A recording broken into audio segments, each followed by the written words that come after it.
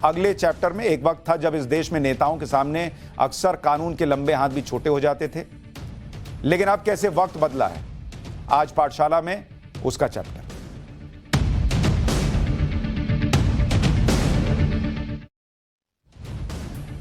क्या इस देश में कोई सोच सकता था कि गांधी परिवार को भी कोई हाथ लगा सकता है? लेकिन पिछले 8 साल में कानून के लंबे हाथ गांधी परिवार तक भी पहुंचे। नेशनल हेराल्ड केस में प्रवर्तन निदेशालय ने सोनिया गांधी और राहुल गांधी को समन भेजा है। राहुल गांधी को 2 जून यानी कल और सोनिया गांधी को 8 जून को ईडी के सामने, प्रवर्तन निदेशालय के सामने पेश होना है। कभी ऐसा वक्त भी आएगा, यह किसने सोचा था? सोनिया और राहुल पर एक्शन को विपक्षी नेता बदले की कार्रवाई कह रहे हैं, लेकिन एक सच यह है कि पिछले कुछ समय में ईडी ने भ्रष्टाचार के मामले में कई बड़े नेताओं पर एक्शन लिया है। Sonia Gandhi national Herald case, ED का समन गया। राहुल गांधी, उन्हें भी नेशनल हेराल्ड केस में ईडी का समन गया। सत्येंद्र जैन केजरीवाल सरकार में स्वास्थ्य मंत्री, मनी लॉन्ड्रिंग केस के मामले में ईडी की कस्टडी में।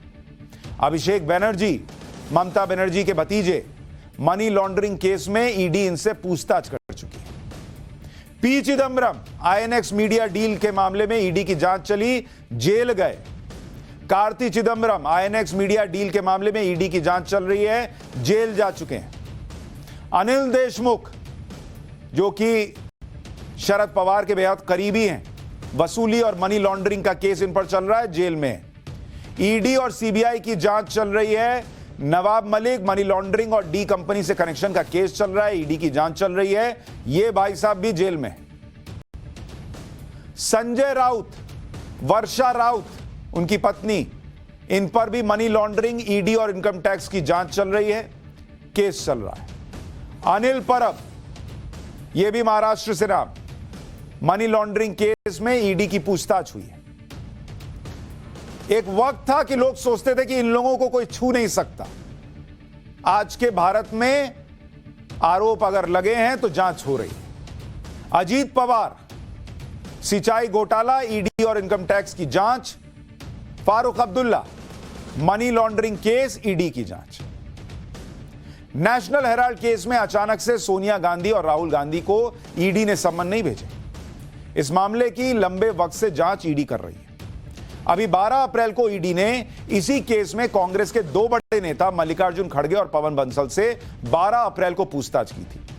पवन बंसल एजेएल में मैनेजिंग डायरेक्टर के पद पर थे और मल्लिकार्जुन खड़गे यंग इंडियन कंपनी के पदाधिकारी थे। नेशनल हेराल्ड केस क्या है, जरा आपको यह भी बता दूं। एक कंपनी है एसोसिएटेड जर्नल्स लिमिटेड यानी एजेएल, जो नेशनल हेराल्ड अखबार निकालती थी। इसे कांग्रेस पार्टी ने 90 करोड़ रुपए का लोन दिया था। फिर एक कंपनी है यंग इंडियन लिमिटेड, जिसमें 76% शेयर सोनिया गांधी और राहुल गांधी के। इसी ने, यंग इंडियन ने, एजेएल का अधिग्रहण कर लिया था। अब इस पूरे केस को विस्तार से समझने के लिए पहले नेशनल हेराल्ड को जान लीजिए कि क्या है ये। नेशनल हेराल्ड अखबार 1938 में जवाहरलाल नेहरू ने शुरू किया था और इस अखबार को एसोसिएटेड जर्नल्स लिमिटेड कंपनी छापती थी। 2008 में नेशनल हेराल्ड अखबार बंद हो गया और इस पर करीब 90 करोड़ रुपए का कर्ज हो गया था। 2008 में जब नेशनल हेराल्ड छापने वाली कंपनी एजेएल कर्ज में डूब गई तो कांग्रेस पार्टी ने एजेएल को 90 करोड़ रुपए का कर्ज दिया और वो भी ब्याज मुक्त। लेकिन इस कर्ज पर सवाल इसलिए उठे क्योंकि यह कर्ज देने के बाद यंग इंडियन नाम की एक कंपनी का चैप्टर खुला। 2010 में यंग इंडियन नाम की एक नई कंपनी बनी, जिसमें राहुल गांधी और सोनिया गांधी की 38% की हिस्सेदारी थी और बाकी 24% शेयर मोतीलाल वोरा और ऑस्कर फर्नांडिस के थे। इसी कंपनी को एजेएल को दिए गए 90 करोड़ रुपए के कांग्रेस पार्टी के लोन की रिकवरी का अधिकार दिया गया। एजेएल जब 90 करोड़ रुपए नहीं चुका पाई तो सिर्फ 50 लाख रुपए देकर, 90 करोड़ रुपए नहीं चुका पाई तो सिर्फ 50 लाख रुपए देकर यंग इंडिया ने एजेएल को खरीद लिया। इसी से सोनिया गांधी और राहुल गांधी पर आरोप लगे कि उनके मालिकाना हक वाली कंपनी यंग इंडियन ने 50 लाख रुपए में उस एजेएल को खरीद लिया, जिस एजेएल की कुल संपत्ति 2000 करोड़ रुपए के करीब की है। 50 लाख रुपए में 2000 करोड़ रुपए की संपत्ति वाली चीज खरीद ली, और किस नाम पे खरीद ली कि 90 करोड़ का ये लोन नहीं चुका पा रहा है। दिल्ली, मुंबई, पटना, पंचकुला, लखनऊ जैसे शहरों की प्राइम लोकेशन में इसकी रियल एस्टेट प्रॉपर्टी है। यह प्रॉपर्टी एजेएल को तब की सरकारों ने अखबारों को पब्लिश करने के उद्देश्य से दी थी, लेकिन इसे किराए पर देकर महीनों लाखों रुपए कमाए जाते थे। आरोप है कि दिल्ली में बहादुर शाह जफर मार्ग पर हेराल्ड हाउस है, जिसकी कीमत कई 100 करोड़ रुपए की है।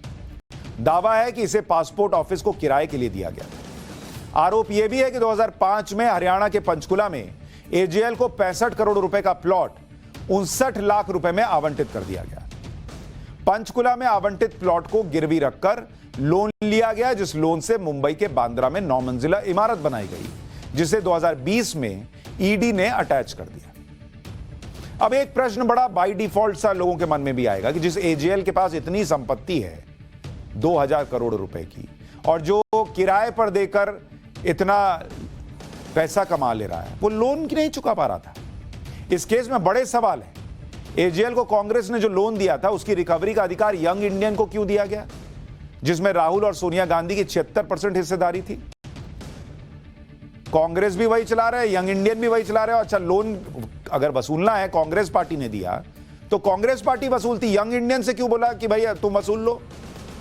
क्यों एजेएल ने लोन अदायगी के लिए अपनी संपत्तियों के किसी हिस्से का इस्तेमाल नहीं किया? 2000 करोड़ रुपए की कंपनी है, 90 करोड़ रुपए का कर्ज है। किसी भी शहर में एक प्रॉपर्टी बेच देती, वो कर्ज चुक जाता, लेकिन वो कंपनी 50 लाख में बिकने को तैयार हो गई। कैसा हिसाब है भाई? प्रश्न लोग पूछ रहे हैं। क्या ये हितों के टकराव का मामला नहीं है? क्योंकि जो लोग कांग्रेस को चला रहे थे वही यंग इंडियन में भी हिस्सेदार थे। जन प्रतिनिधित्व कानून 1950 के मुताबिक कोई राजनीतिक पार्टी लोन नहीं दे सकती। तो कांग्रेस पार्टी ने किस हिसाब से लोन दे दिया था 90 करोड़ रुपए का?